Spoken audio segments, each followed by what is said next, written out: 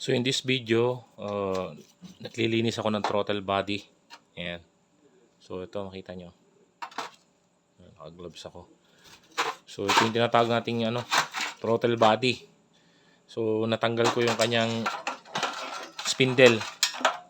O mga kabasyong, tawag dito spindle ha. Ito.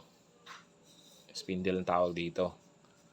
So may ginagamit akong chemical ngayon, which is yung pinakita ko ng last time. Yun yung ginagamit ko.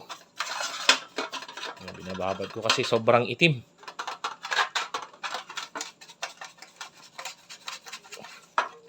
So effective naman siya. Ito yung may ginawa ko rito kasi medyo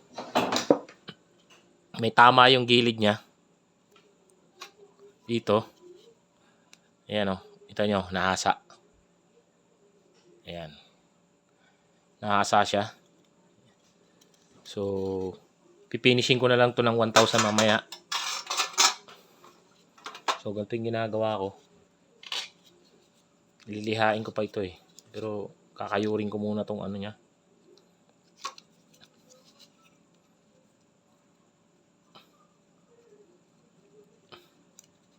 Siguro makuha na lang to sa sa liha mamaya. Ayan. Para maging makinis.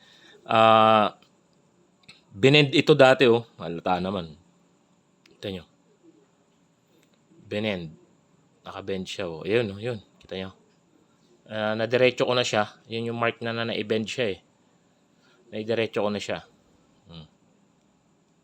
So, ito yung mga worst case scenario na tinatawag.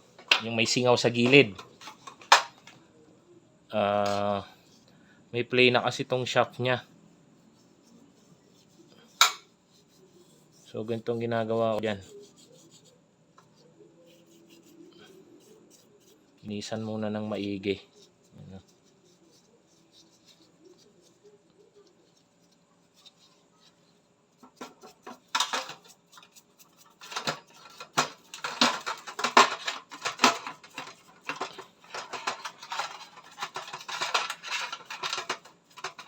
So, ano yung ginagamit ko na panglinis, mga kabasyo? Siyempre, pinakita ko anong nakaraan. Yan. Ayan. Very effective. Sample. Kasi naumpisahan ko na to kanina eh. Inisip ko lang na i-vlog lang para may makuha kang idea. So, itong carb na to, yung top niya is pang 4K to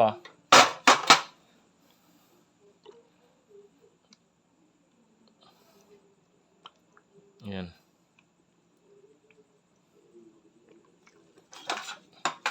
Bubuhayin ko tong 4K na to. Tinitsuro. Ayan. Buhayin natin yan.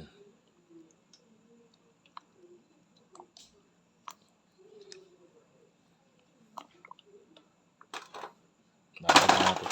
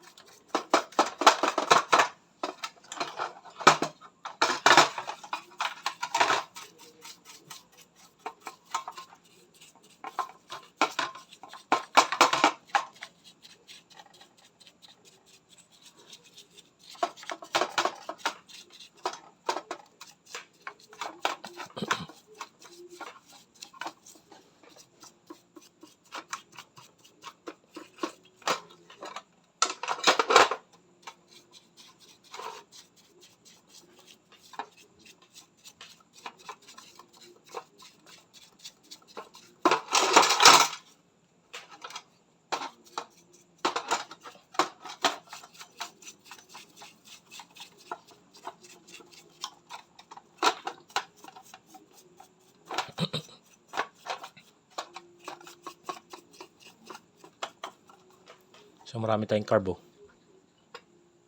May pang ano, may pang 4AF. Yan, 4AF, 4K, yan, 2E. Yan. Kalatag sa cleaning session.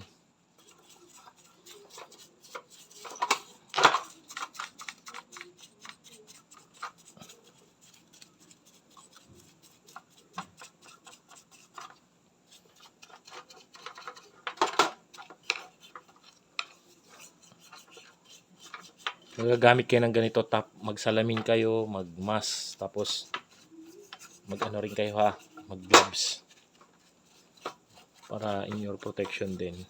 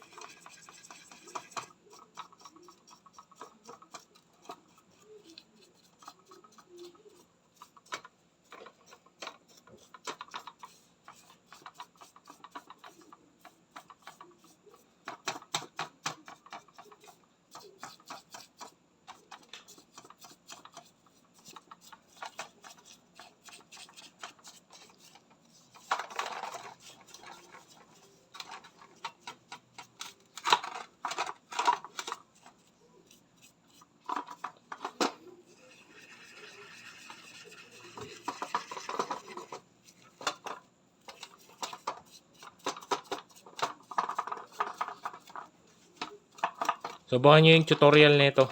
Mag-tutor tayo ulit regarding sa pag-disassemble at pagbuo ng 4AF, 2E, 4K. Yan.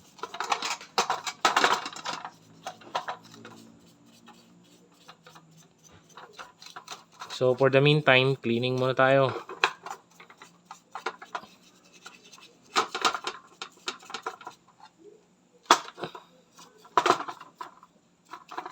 Babad muna natin yan.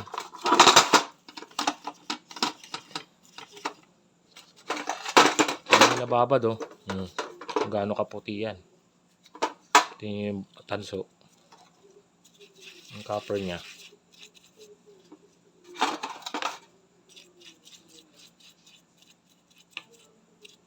Para may tip din ako, halimbawa naglinis kayo ng ganito, no? Para, kasi syempre ginanito natin.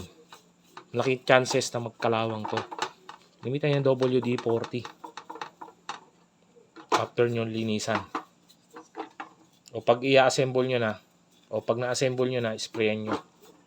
Para lahat ng mga maliliit na details niya, malagyan ng ano, hindi siya kakalawangin.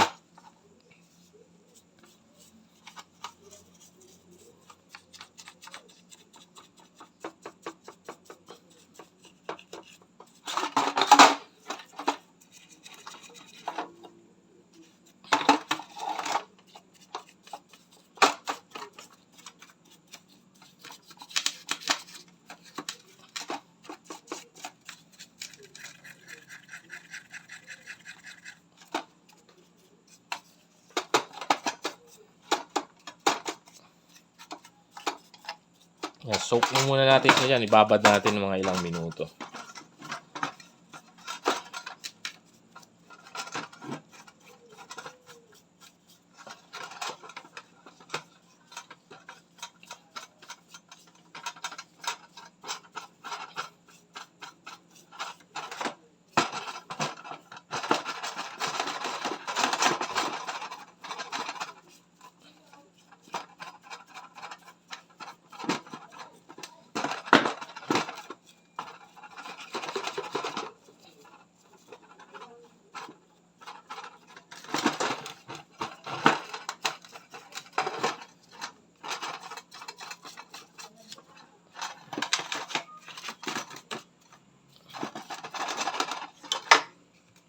Lagyan pa natin siya.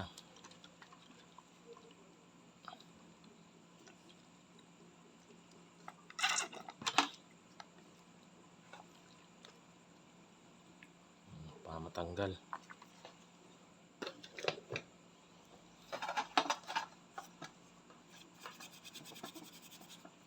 Ayan, babad lang muna natin. Ito na yung tsura, oh.